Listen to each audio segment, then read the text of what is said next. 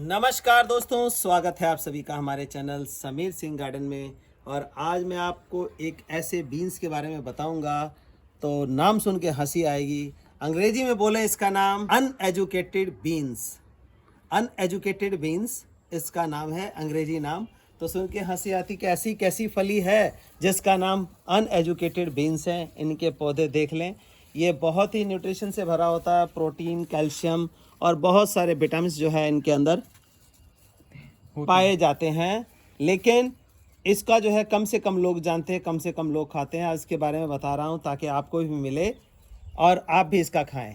और इसका जो कमर्शियल यूज़ है दोस्तों, वो कमर्शियल यूज़ बता दूं आपको। कमर्शियल यूज़ कहाँ होता है इसका, जो आप ये कैप्सूल्स खाते हैं, दवाइयों के कैप्सूल्स का जो कवर होता है उसको भी इसके बीज के छिलके से बनाया जाता है। और बहुत ही कॉस्टली चल रहा था, 8,000 रुपये किलो का रेट था। लेकिन चाइना ने कुछ ऐसा प्रोडक्ट निकाल दिया जिस वजह से आज इसका रेट कम हो गया है हमारे इंडिया में। लेकिन सब्जी के तौर पे इसको अभी भी बहुत बढ़िया चलन में आ रहा है धीरे धीरे। तो ये देखिए, ये बीन्स होता है, इसको अनएजुकेटेड बीन्स या गवार फली बोलते हैं। ये गवार फली, ये देखिए, ये पौधा आप लगाएंगे तो एक पौधे में ही इतना फल आ जाएगा। आप ये देखें, एक सिंगल सा पौधा है और इसके अंदर यहाँ से ये 6-8 इंची का होने से ही इसके अंदर फल जो है आने शुरू हो गए। देखिए, गुच्छे में फल आ रहा है और चलता जा रहा है। ये देखिए, ये तो मैच्योर कुछ फल हैं और ये भी बिल्कुल ही मैच्योर नहीं हुए हैं, कंटिन्यूअस। तो इसका जो है आमतौर पे क्या होता है कि सूखे एरिया में होता है और सूखे एरिया में इतना ऊंचा पौधा नहीं जाता। जैसे कि राजस्थान का या हरियाणा का जो राजस्थान से लगता हुआ एरिया है, कनीना, महेंद्रगढ़ डिस्ट्रिक्ट, उनमें काफ़ी मात्रा में उगाया जाता है दोस्तों। तो इसके उगाने का जो समय है वो सारा मैं आपको बताऊंगा। क्या फर्टिलाइज़र देना है और कितने दिन में आपको ये फल देने लग जाएगा।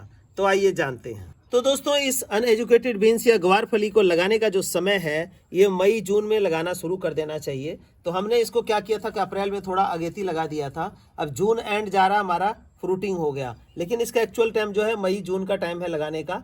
मई जून में लगाते हैं, जून में भी लगा दिया जैसे अभी लगाया जा रहा है।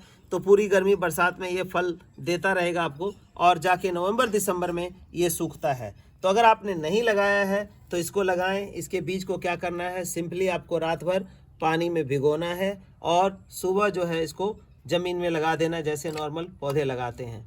अब रही मिट्टी खाद की बात, तो मिट्टी जो है इसके लिए रेतीली चाहिए। जैसा कि मैंने बताया कि ये एक डेजर्ट प्लांट है। डेजर्ट प्लांट का मतलब क्या है, मिट्टी रेतीली होनी चाहिए, कैल्शियम की मात्रा होनी चाहिए।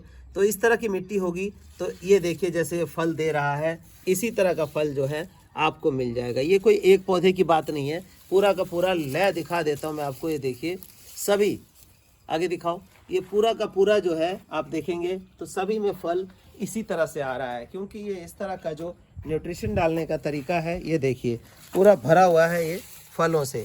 अब न्यूट्रिशन में क्या डालेंगे हम तो देखिए लीफ कंपोस्ट डालते हैं जिसमें 90% न्यूट्रिशन इसका मिल जाता है। लेकिन सभी को लीफ कंपोस्ट नहीं मिलता है, तो आप वर्मी कंपोस्ट या गोबर खाद यूज़ कर सकते हैं, उसमें थोड़ा रिजल्ट कम मिलेगा आपको। तो ये देखिए, इस तरह से रिजल्ट इसका दिखाई दे रहा है कि कितने भर के फल आ रहे हैं। मतलब ये है कि 10-12 पौधे आपने इतने लगा लिया, आपने किसी 5-7 गमलों में भी लगा दिया, तो आपकी सब्जी जो है वो विटामिन और मिनरल से भरी हुई सब्जी आपको मिल जाएगी। हम तो कुछ ज़मीन थी तो उसके में किनारे किनारे जो हमने ये लगा दिया है। और न्यूट्रिशन डालने का टाइम, एक बार तो मिट्टी में आप लगा दें, जब पौधा आपका 8 इंची 6 इंची का हो जाए तो इनको रूट को ऐसे खोदना है। देखिए इस तरह से, देखिए जैसे ये है, हमने कुछ पौधे ये भी लगा रखे हैं इसके, ये हटा लेते हैं। इस तरह से इसके जड़ों के आसपास खोदना है आपने, ये कि इसका रूट भी ना कटे और आपका काम हो जाए। तो इस तरह से ये देखिए, ये कुछ खाद की मात्रा दिखाई दे रही, तो भरा हुआ है इस तरह करके चारों साइड से। और आपने जो है लीफ कंपोस्ट, नीम खली और थोड़ा सा स्टोन पाउडर, कैल्शियम पाउडर मिला के इसको और भर देना है, इस तरह से बंद कर देना है। बंद करने का मकसद एक ही रहता है, क्योंकि जो भी आप जैविक खाद डालें, जीवाणु वाले खाद डालें, देसी खाद डालें, तो उसके मिट्टी के नीचे रहना बहुत ज़रूरी है। क्योंकि उसके अंदर जो जीवाणु है दोस्तों, तो अगर ओपन में रख देते हैं तो वो धूप के अंदर जो अल्ट्रावायलेट रेज हैं उससे ख़त्म हो जाता है, मर जाता है। तो आपको बेटर रिजल्ट के लिए किसी गमले में डालें, किसी पौधे में डालिए इन खाद को, तो मिट्टी को खोद के डालिए। और बहुत अच्छा रिजल्ट और चाहिए तो शाम को 5 बजे के बाद खाद डलवाएं तो बहुत अच्छा रिजल्ट मिलेगा।